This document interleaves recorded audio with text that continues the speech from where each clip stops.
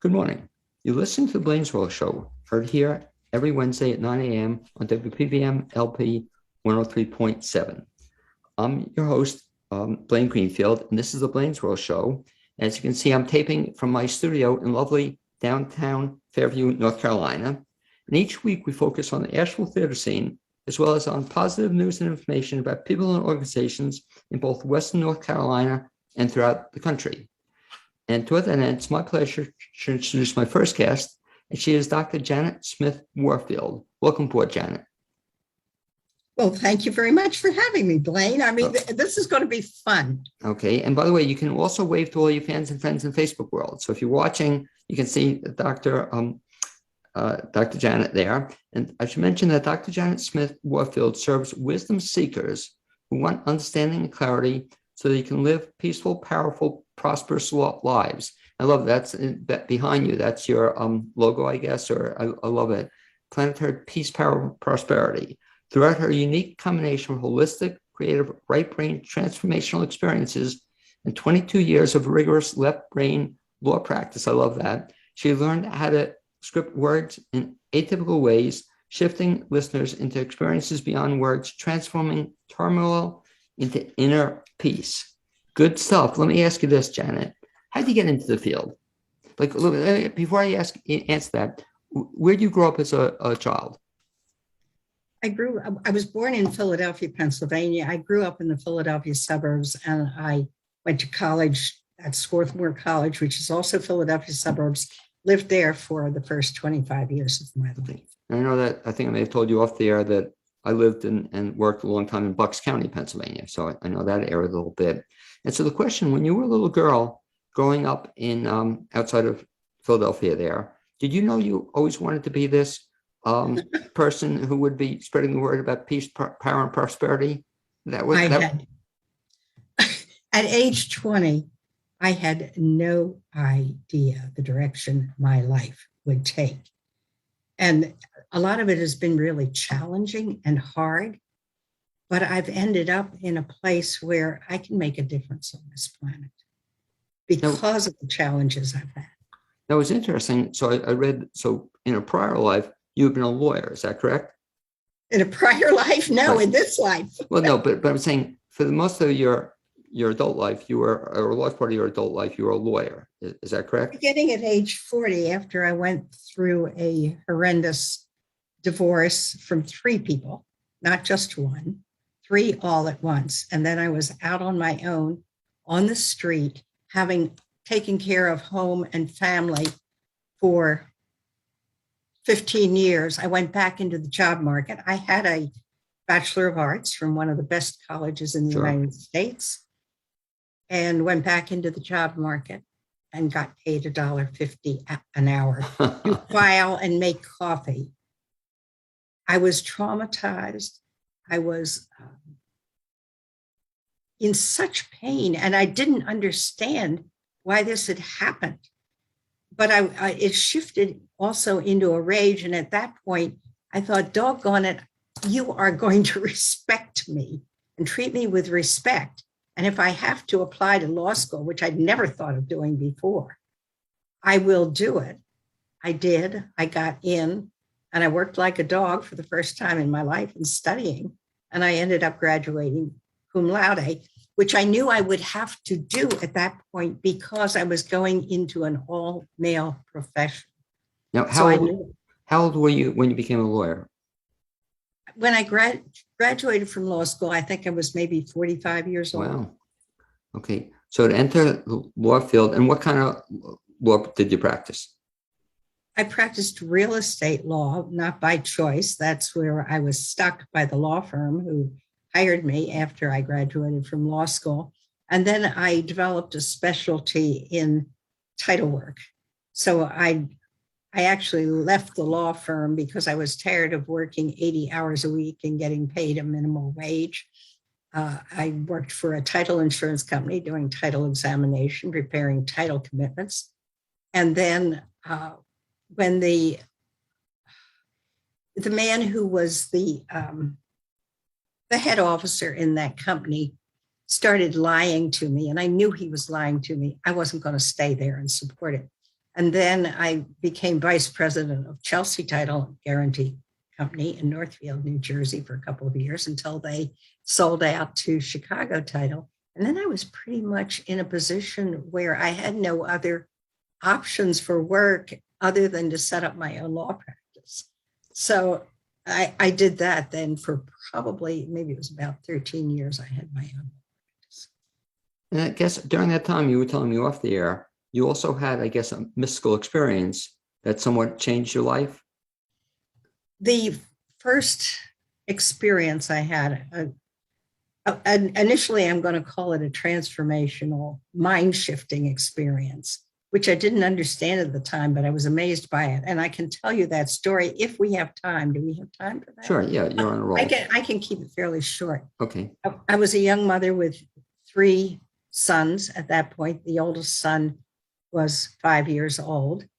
And when his youngest brother was born, my oldest son began wetting the bed. He'd been toilet trained for a while, but he began wetting the bed.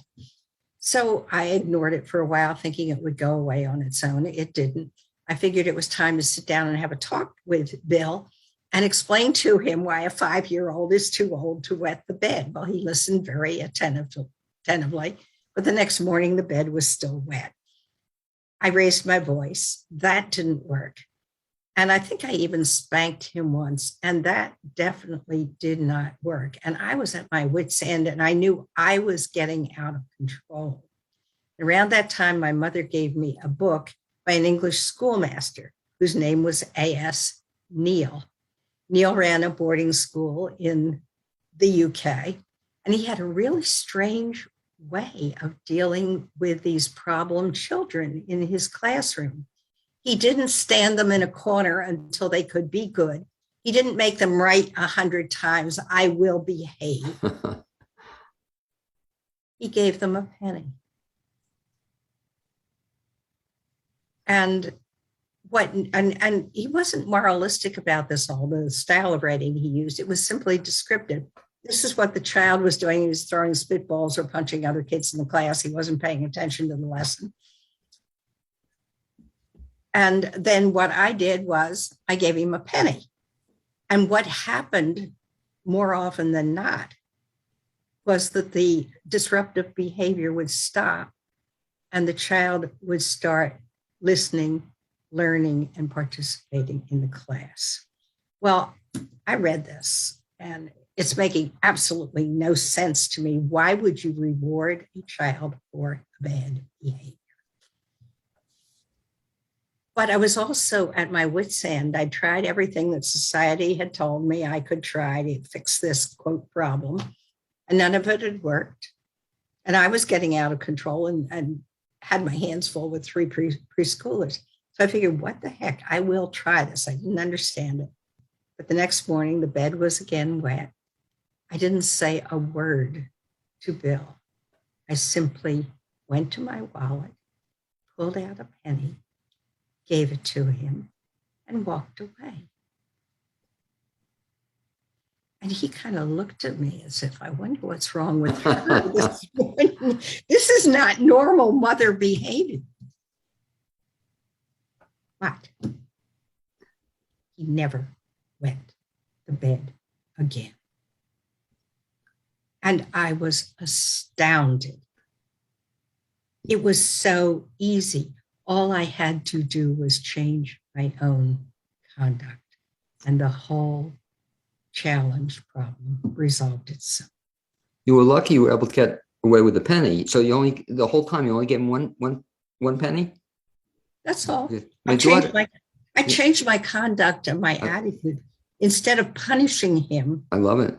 I was supporting him. Well, it's you were lucky. My daughter required, I think, $1, so you got away with a penny, she required $1. But this reminds me, Janet, you were telling me names of some people off the air. Do you know, have you heard the name Ken Blanchard? I have, yes. Right. Management theorist. And he wrote a book very similar to what you just said called The 1 Minute Manager. And he talked about just what you did. It was so on target. Catch people doing something right, so you want to have 1 minute praisings rather than 1 minute reprimands. We spend all our life as parents criticizing, catching our kids doing something wrong, the praise. So is that back to your son's experience? Was that the mystical experience that changed your life, or was there another one?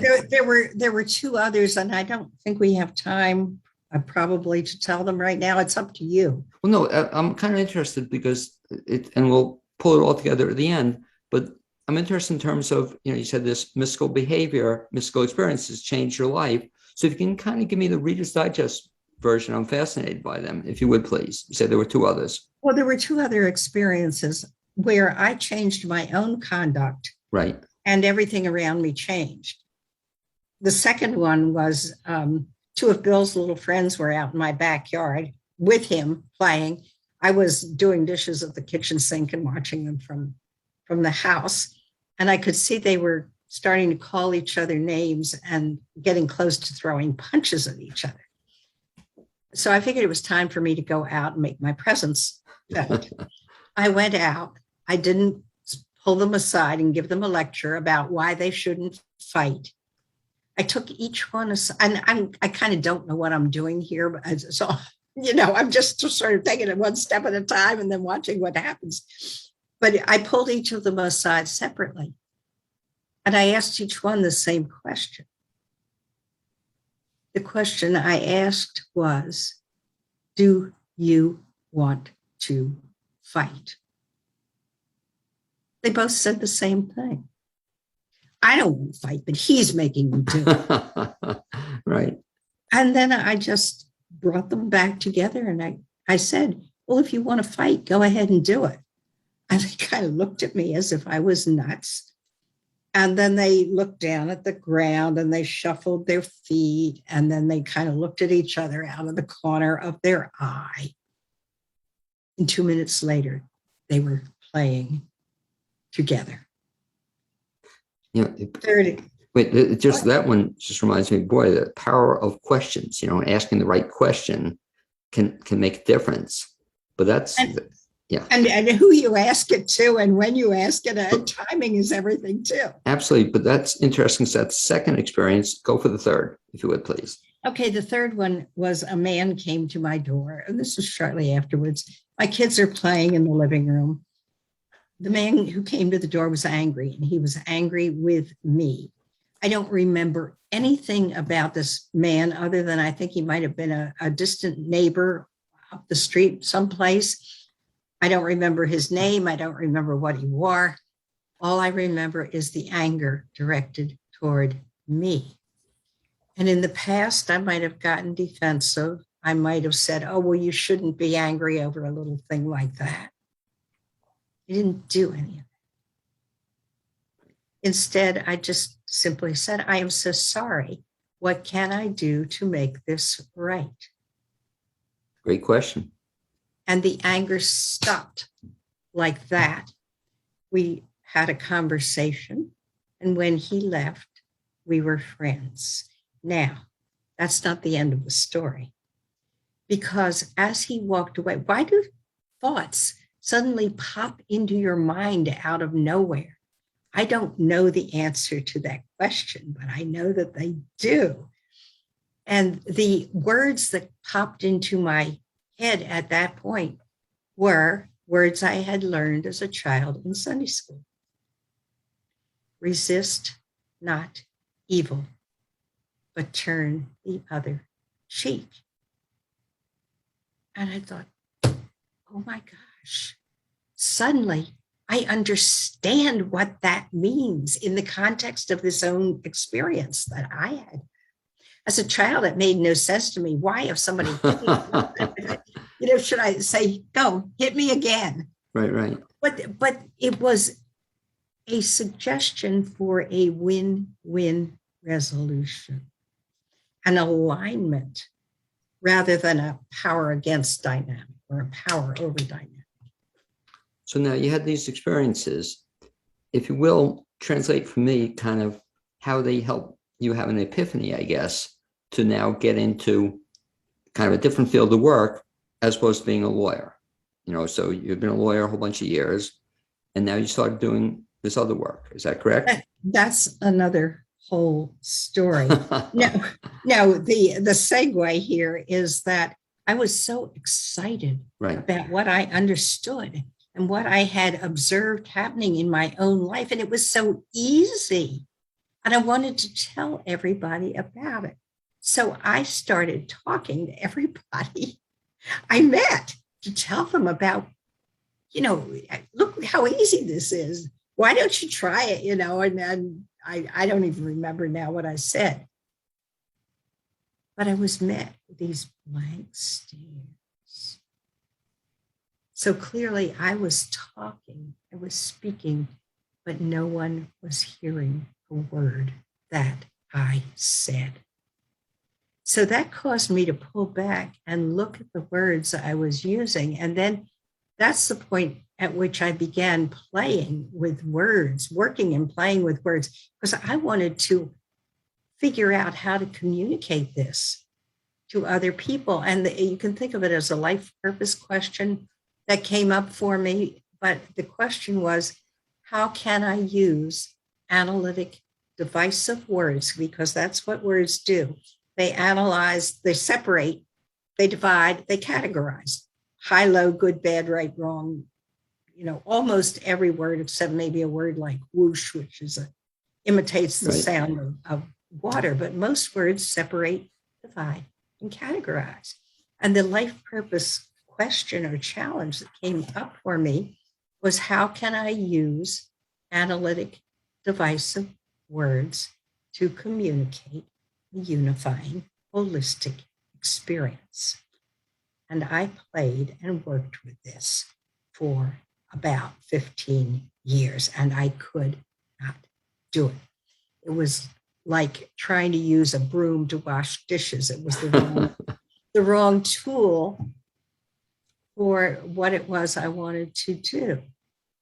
And then all of a sudden, after 15 years, another thought popped into my mind, which was, what if I change one word in that question? What if I change the word communicate to facilitate? So the question then became, how can I use analytic divisive words to facilitate a unifying, holistic experience? And when you made that shift, that kind of opened this whole thing up for you? Well, it was interesting because it did, in terms of asking the right question. I mean, we were talking before about asking questions and maybe asking the right question. I had finally asked the right question, but boy, was that scary. And then my mind started working, and it was, who do you think you are to do this? Is this something you can do? How are you going to do it? And I didn't know the answers. But I also had to deal, when I worked as an attorney for the city of Atlantic City, I had, unfortunately, to deal with a couple of very arrogant, narcissistic, corrupt city councilmen.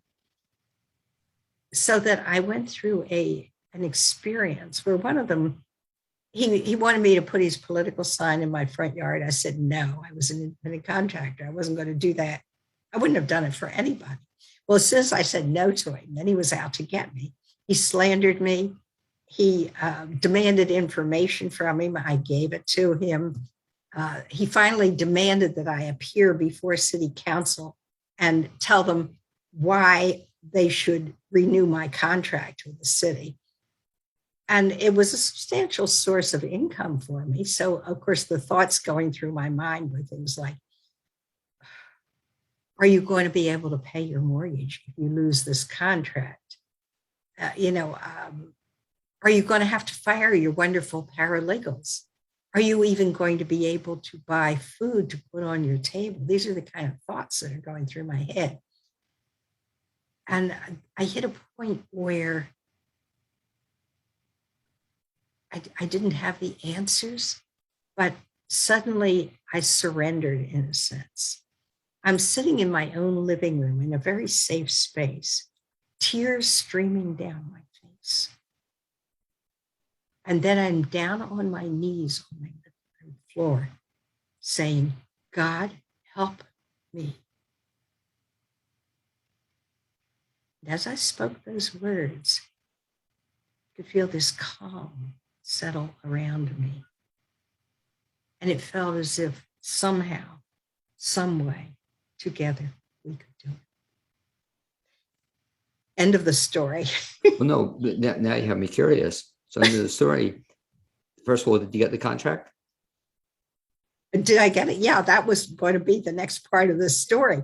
But Okay. again, I changed my own conduct. At that point, after I had that kind of surrender experience, then I felt rage rising in me. And I sat down and I went through every file I had. I spent a lot of hours putting together my own case, to show this idiot that I was dealing with how much money the city was paying me, how much money I was bringing into the city coffers through the work I was doing, and just put the facts out on the table. By the time I went into the council meeting, I sat right up in the front row with a big fat file that I had prepared, and I glared at this councilman. He would not look at me. He was looking down. He was kind of looking around. And he started with his usual bluster and belligerent language, and it got quieter and quieter and quieter. And then some of the other council people started speaking up on my behalf as well. And at the end of the council meeting, there was a unanimous vote to approve my contracts. Even this belligerent bully voted yes. You know, I'm thinking I should tell the story, bring it around full circle. What we should have done also is given everybody a penny. With that kind of person, it doesn't work. Because they stop their behavior, though. But that's incredible. So you had these experiences, and that did a great job, by the way, describing them. Very impactful, even to me here now. So you had these experiences. How do you then sort of put them together into, you eventually you have the foundation going, you have all sorts of stuff going here. How do you bring it all into one central focus, I guess? Not easily. Let's say one step at a time, one connection at a time, and staying in integrity and being impeccable with my own word and accountable as well as I am able, but also being very tuned into my own body and my own emotions and my own resources, and not overstepping my own skills or boundaries. So it's been very much one step at a time. The fact that you and I are even talking here today was one step at a time. When I went up to Flat Rock with no intention to buy a tract of land, a retreat center for the foundation, and we are a 501c3 foundation. No intention to do that. And then I started meeting people, total strangers, and we began having conversations. And I was telling them a little bit about the foundation. I go to this barbecue. I don't know a soul there. There's a table with 7 people sitting at it. There's one empty seat. I asked if I could join them, and I said, sure, sit down. I got to talking with a man next to me who I discovered was a full professor at Florida State University. He introduced me to a boyhood friend of his who does a lot of work with Buddhism, and pointed me to a tract of land on which he thought perhaps we could build a retreat center where we could actually do the work that the foundation does, with a physical support system. And while that didn't work out, it enabled me to meet an amazing botanist who spends his life walking the forests, and he looks for endangered species, and he's very environmentally sensitive. And then I reconnected with another friend whom I've known for a number of years, who lives also in the same community where I own a little cottage in Flat Rock. And he pointed me to our current tract of land, which we are going to find a way to acquire. And that's a commitment Well, let me ask you, Janet, then you mentioned now the foundation. I'm going to put you on the spot here. First of all, what's the foundation's name? Planetary Peace, Okay. Power, and Prosperity Legacy Foundation, Inc. is the formal name. The articles of incorporation are filed in the state of Florida. So if we start operating in North Carolina, we're going to have to go through a lot of legal work to be able to do that. But I have the skill to do that. And I also have the connections to make that happen. But here's We're the already tough, working. here's the tough question. So now I'm going to ask you in 25 words or less, or however many you take, what's the purpose of the foundation? To support every human being on this planet in bringing inner peace, inner empowerment, which means standing in their own strength and power and authenticity and truth, and prosperity, which is not necessarily just money. It can be as simple as walking along the seashore and picking up beautiful shells, or standing there and watching a beautiful sunset. That's a major part of abundance. Sure. And I'm working with some amazing people, and we are actually in a flow of giving and receiving as opposed to constant money transactions. It's fascinating to watch. And the energy around it is just amazing. And it's like miracles flowing in.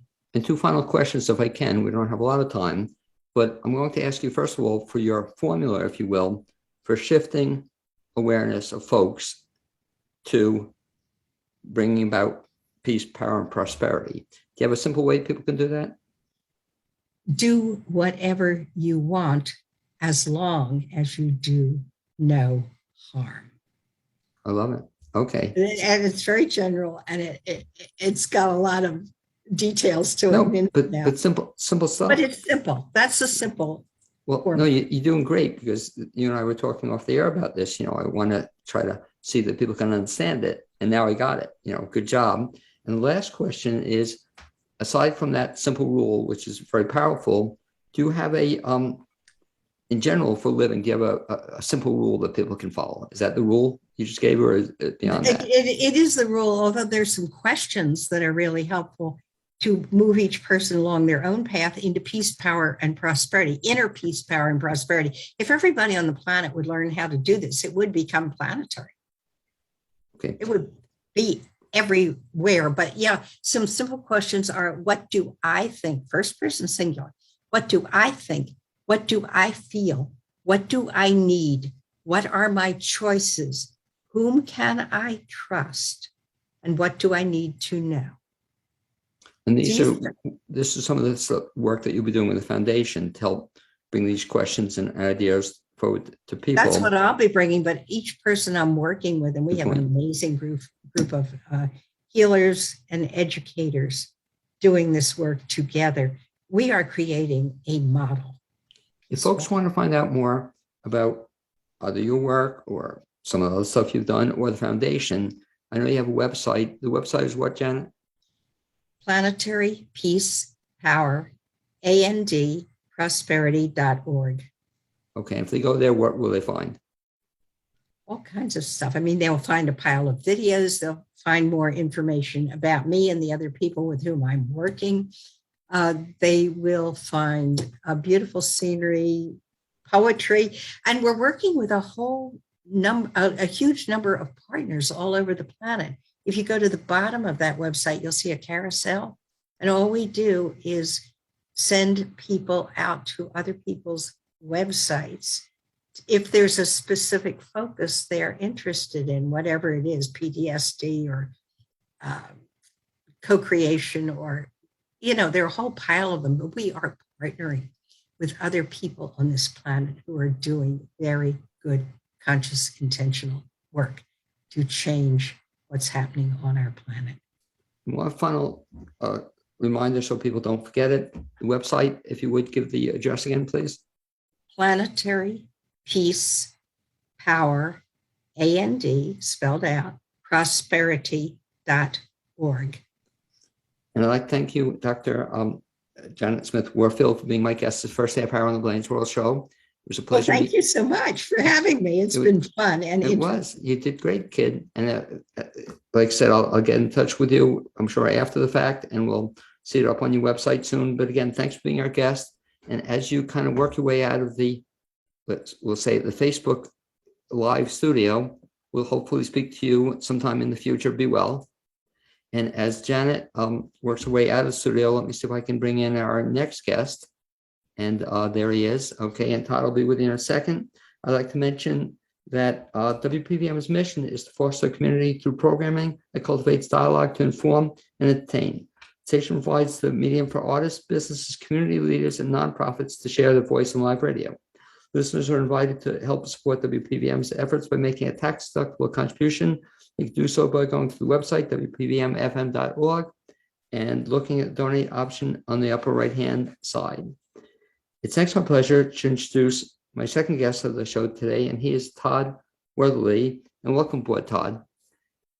Hey, thanks, Blaine, for having me. Okay, great. And you can wave to all your fans and friends in Facebook world. So if they're watching, they can see Todd. And Todd is the founder and principal consultant for Southeast Therapeutic Consultants. He's a pioneer and leader with over 25 years experience in education and behavioral health. He is passionate about building programs, creating community, and helping families, a career driven by his deep commitment to serving others. As a former treatment program executive director and CEO, he is a widely sought advisor throughout the treatment community. He is focused on mental health and substance use treatment and programming for over a decade and is qualified mental health and substance abuse prevention professional. Todd lives in the Asheville area with his wife, 2 teenagers, 2 dogs, 2 cats. And I love this, a small fleet of mountain bikes. How many mountain bikes do we have? We're 6. My wife tells me we have to start cutting back. Okay, that is definitely a small fleet.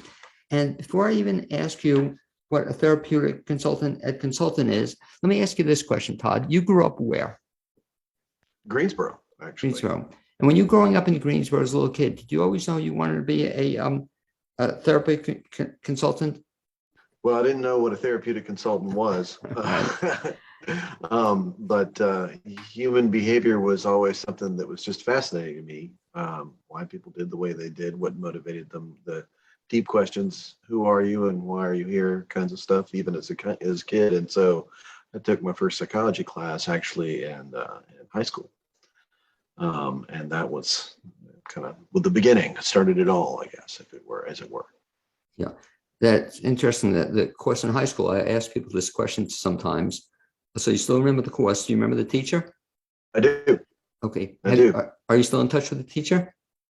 I've lost touch with him, but he's still around, and he still lives in Greensboro. It's been the last few years, but I did keep in touch with him over the years. Well, I give him a shout out because we'll send him a copy of the tape afterwards. What's his name? Roger Oates.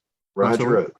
Okay. Roger Oates. So if you're listening, Roger, or you'll hopefully listen, Todd, we've been talking about you today, and Todd will send him a copy of this video. But so he got you into the field, and then you just kind of took off from there? Well, my trajectory was not as linear, and mental health is not linear in many ways. People's paths look a little twisty and windy. Mine certainly was no different. So I did my undergraduate's in psychology from UNC Greensboro. So in that way, I followed it. But my first job was a wilderness counselor position for at-risk youth being sent by the court system. So that was kind of where I got my beginning. It's a shift job. You would go into the woods for 4, 5, 6 days at a time. A lot of times by yourself with 12 kids sent through by the court system, and they were not always easy to deal with. And they taught me a lot. As much education as I've got, I look back to that experience as being probably the most significant and educational experience I'd had. And if you can do that work and still like it, you probably cut out for it. Now, how long did you do that for? I did that almost a couple of years, and then stepped into more kind of traditional classrooms. I stayed in wilderness programming, ropes courses and facilitating. I even did corporate development work for a while. All of it really revolves around human behavior. What is it that motivates a person, and how to ask really good questions they kind of, people seeking answers usually have them. They just have to ask the right question. That's what, as your previous guest probably would echo. Well, so ironic. Yeah, exactly what you're saying. She was raising some of the questions. Let me ask you then, in terms of a question. So is that the area you still focus in, mostly working with teenagers and young adults? I grow across the board, older teenagers, so kind of 15, 16 and up, young adults for sure. And then I have many older adults that I work with as well. Their families, 50, 60, even 70 years old. So it's cool. You mentioned you have two teenagers, so you get to use some of this training and background with them. They use it at this point. They use it back on. So, It comes back to you. That it does. Well, and talk a little bit about that, Todd, in terms of working with somebody with problems. Okay, and it's obviously a very serious issue, and we'll kind of break them down into two kinds of problems. People have mental illness, and then people have substance abuse. If I can kind of separate them, the two with you, when you're working with somebody, whether it's a parent or friend or colleague, whatever, professional, how do you actually know if somebody has mental illness? Well, it really depends on the mental illness.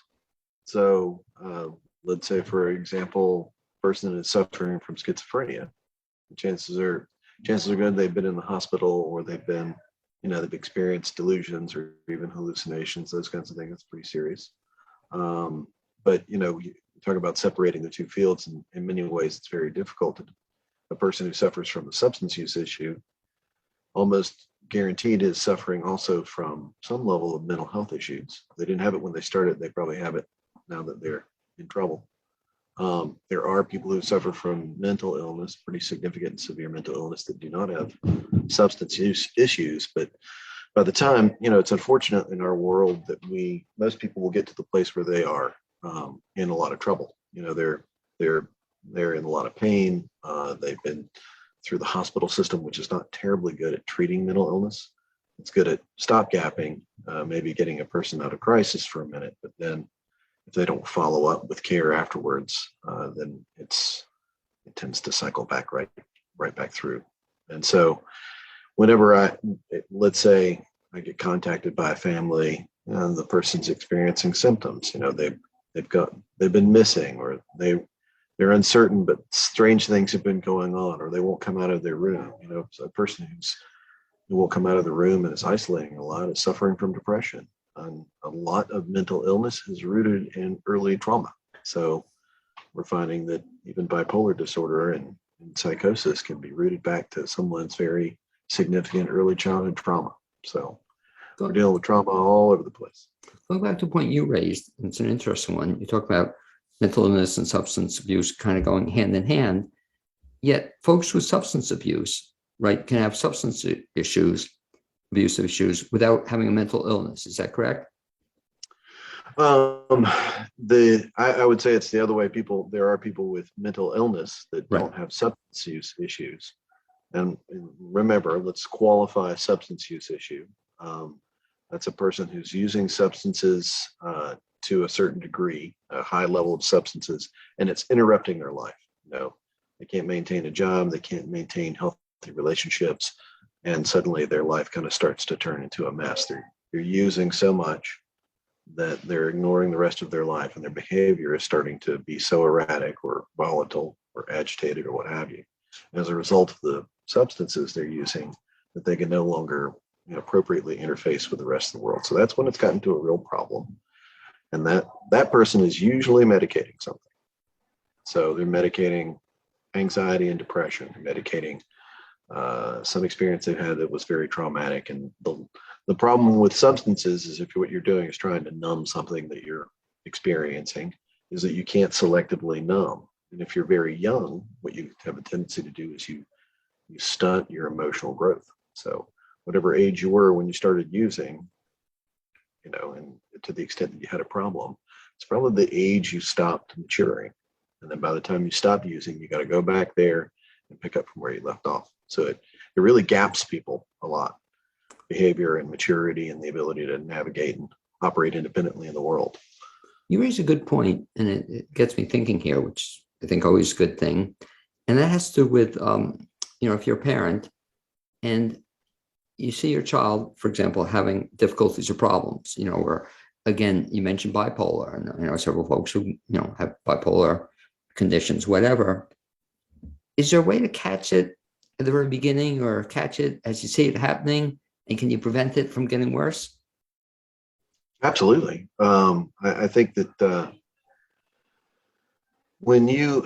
let's take, for example, I was talking to someone today that we're working with, and they were talking about they really started to note now that they're looking back, we've got a young adult on their hands, but now that they're looking back, they could really start to see things at 9 and 10 years old. So was very sensitive, would kind of have outbursts of anger, or would have kind of disruptive in school. You start to see the trouble arise, and you'll start to see it arise at a fairly early age. Here's one of the primary issues that we face these days is that in my world, treatment takes a while. You have to take time out to go do that sort of thing. Or if you're going to do something that's very helpful, then, spending time intensively with a therapist or somebody who knows what they're doing, and really kind of working around whatever behavior is emerging.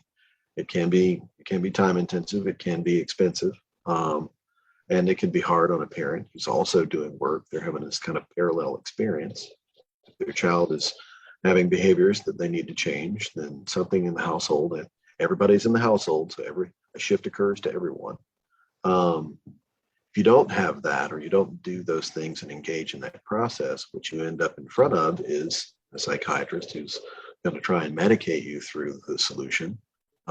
Medication is a very powerful tool, but it's not the only tool that you need to use. And so you end up with a person who maybe medication will help you chop off the highs and lows. If you're getting too agitated, or you're getting too depressed, it'll help chop off the highs and lows and regulate some of that mood, or some of that even behavior. But you've got people that then don't develop any skills for managing their own behavior. So I've got kids that are 13 and 14 years old and 4 or 5 psychiatric meds, and they're still getting kicked out of school.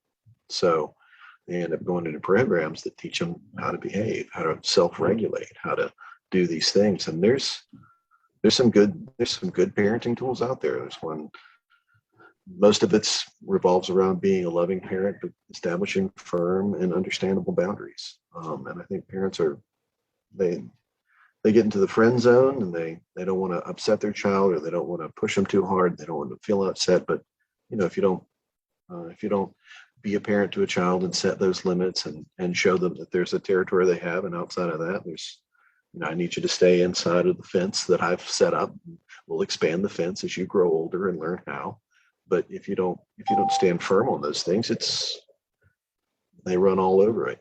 They run all over the rules and everything else, and they end up in trouble in the real world, because the real world's not going to be tolerant of those kinds of things. With some of the things we're talking about, can folks get better, especially at an older age? In other words, you're talking before about 12, 13, 14-year-olds, but I know folks 50, 60, and they've had this condition all their life. Can people get better at that age? They can. They've got to want it. The older you get, the more you got to want it. I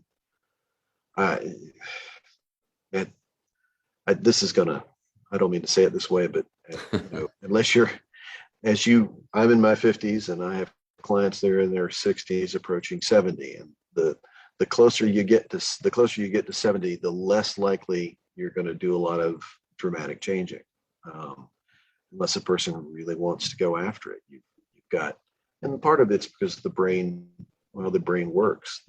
Neuroplasticity, your brain's an amazing organism, but if you spent 50 years establishing some behavioral pattern or some thought pattern that you had, that's tough to change. So plenty of young adults, even people in their 30s and 40s, will end up doing, they'll have an episode of some kind, maybe depressive, or maybe they got so anxious they felt like they had to go to the hospital.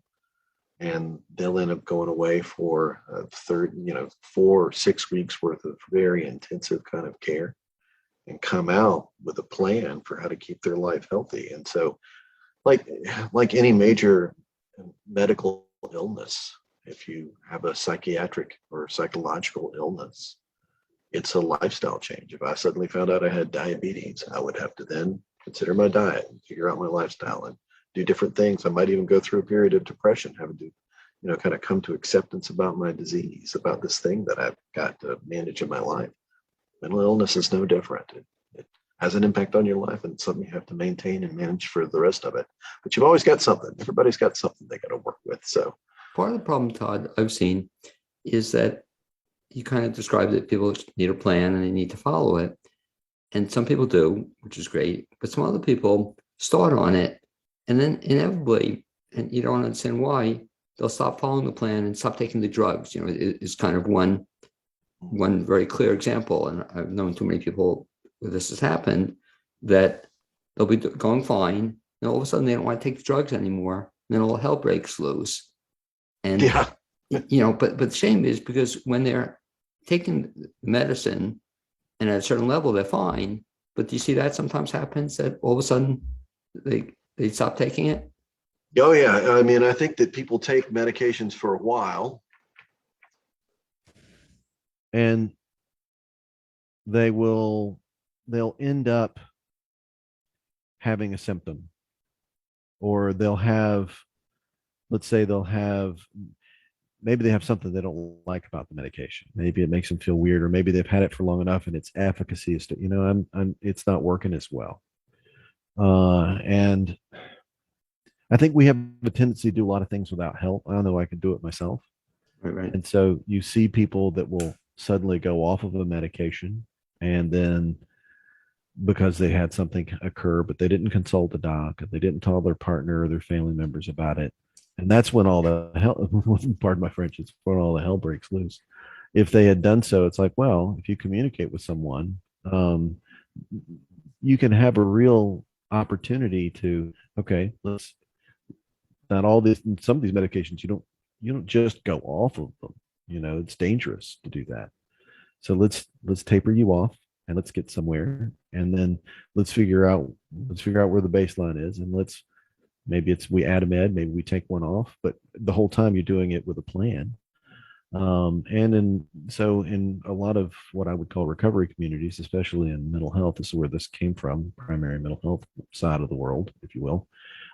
There's a thing called a RAP plan. It's a Wellness Recovery Action Plan. And there's even an app, the RAP app. And so a RAP plan is about, these are the people that I trust, and these are the things that give me joy, and these are the things that I like to do and mean to do. I want to exercise this many times and do yoga or whatever it is. But in addition to that, in the plan is, and if you start to notice these symptoms, I want you to contact these people. And if I end up in the hospital, or if I end up with these kinds of symptoms, I want to go to this program, or I want to see this doctor. And there's a plan. If something occurs, if I start to tell you that my medications aren't working, I want you to tell me to seek this advice. And it's a pretty laid out kind of thing. And people know their recovery, but it gives them, the problem is that when emergencies occur, suddenly the person who's being affected loses their agency. They kind of lose control, and therefore other people have to come in and take control. If they've got a plan, they get to name what it is that happens and occurs for them, and they can really have friends and family around them that are helping them execute this plan. And then what you see, of course, a lot when people go off the medications, I don't need help and all these other things. It's like, well, you made this plan, actually. We all did this together, and we're seeing these things, and you told us to do this. That lays a far different roadmap for a person than just all of a sudden, and now we've got this trouble to deal with, I would imagine your job is made much easier when an individual comes to you seeking help or wanting help.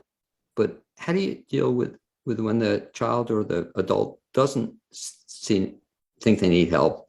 Then you're the friend or the parent, the child needs, the person needs help. How do you get them to that point where they'll willingly come to your office and start meeting with you?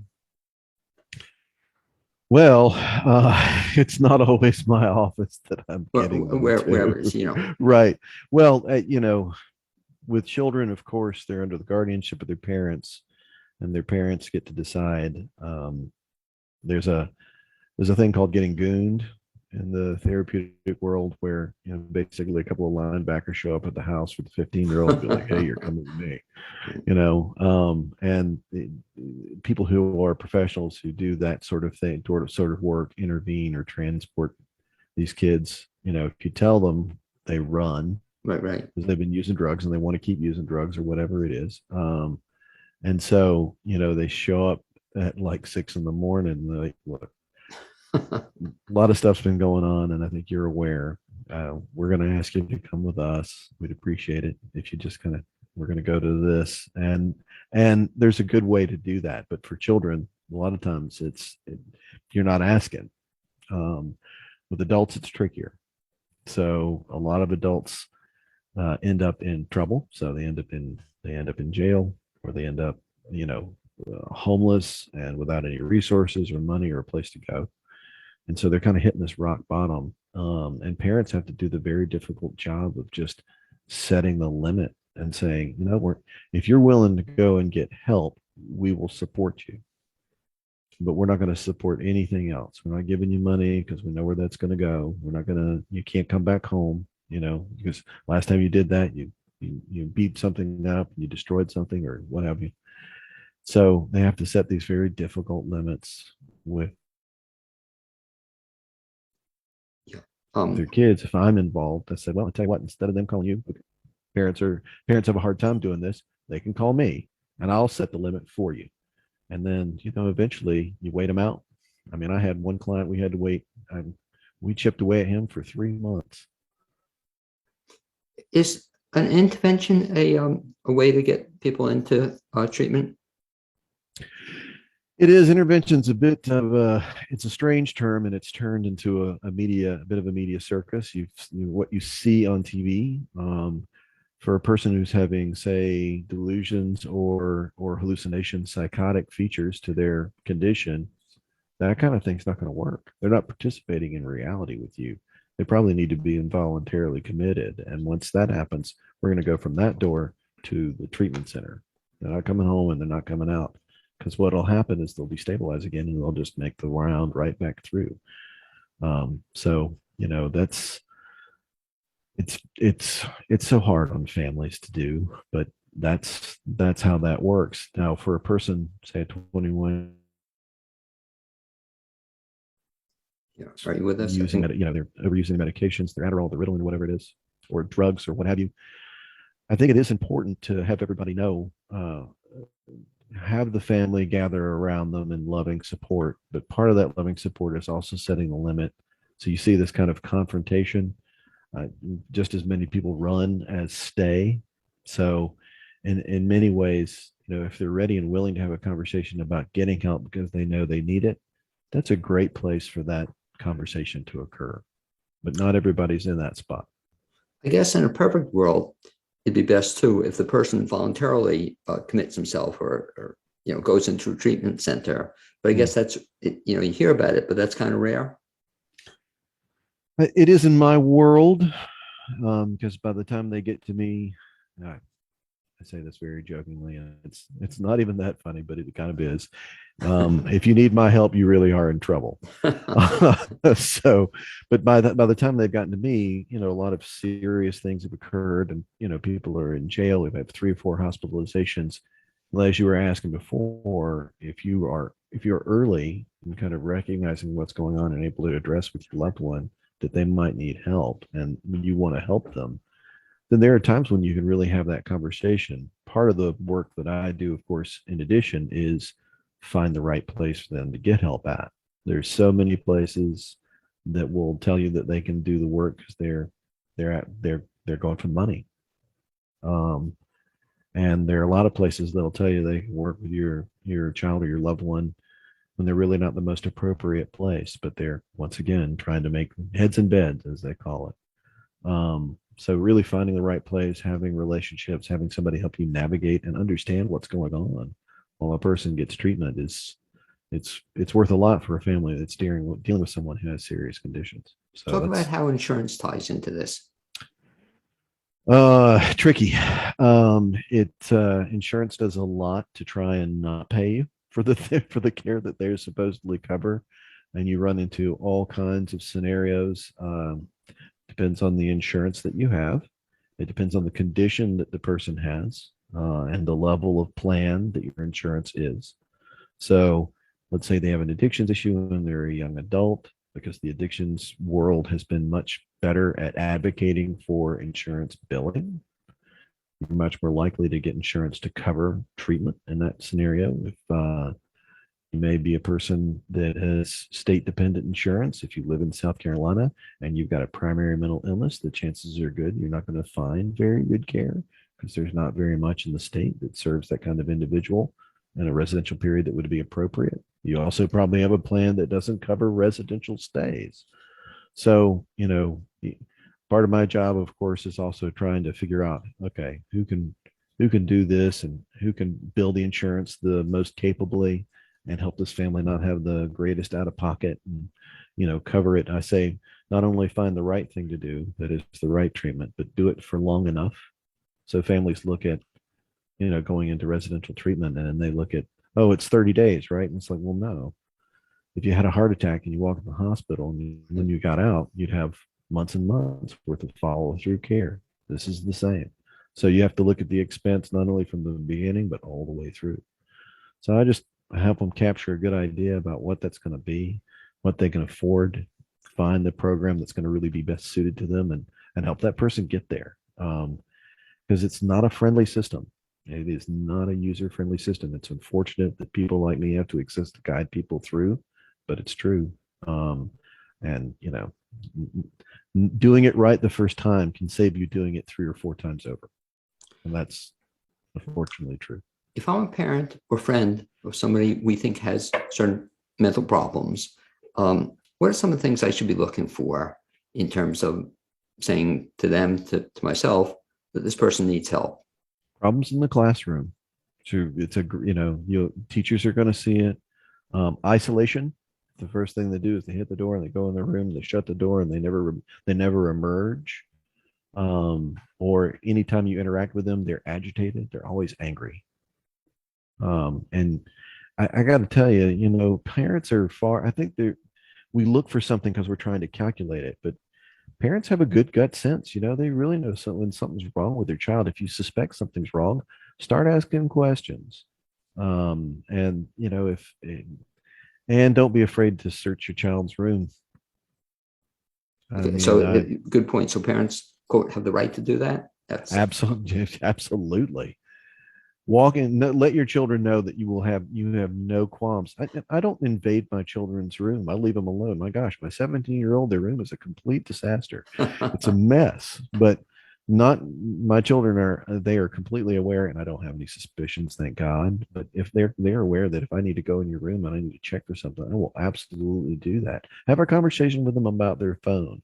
Follow your child on Facebook and on Instagram and on whatever social media venue that they choose to use. Or at the very least, if you're starting to notice things are weird, you're not sure what's going on, check their phone. You're their parent. I love you too much not to look at this thing, and make sure. I think I've done it twice to my children. And you also pay the bill. That's correct. Right. I paid for the phone, and I pay the bill, and I can look at I don't want to invade your privacy, but if I'm worried that something is wrong, and kids have access to porn on those phones.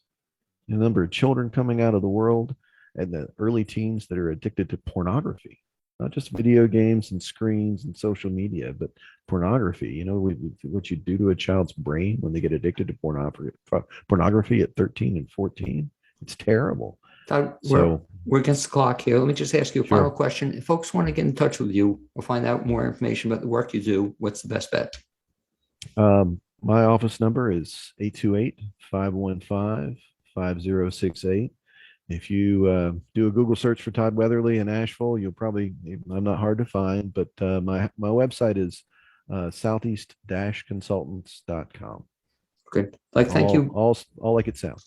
Thanks, Todd Weatherly, for being my guest this second half hour on the Blainesworld Show. Also to Janet Smith Warfield, my guest the first half hour, Amy Prisnach, my producer.